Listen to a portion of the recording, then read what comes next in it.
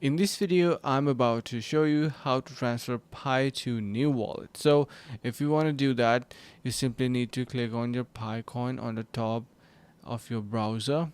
Once you do that, you can see if you want to send it to a new wallet, click on view wallet and then make sure that you're onto your verification section unlocked with your face ID or your 24 letter phrase. Then you need to simply make sure that your wallet is activated with KYC and everything, and then you're going to be copying this address. So you can see this is Pi mainnet. You also have your testnet. So if you want to send it to your mainnet, copy this address and send it on it, or if you want to create a new wallet, you can do that as well.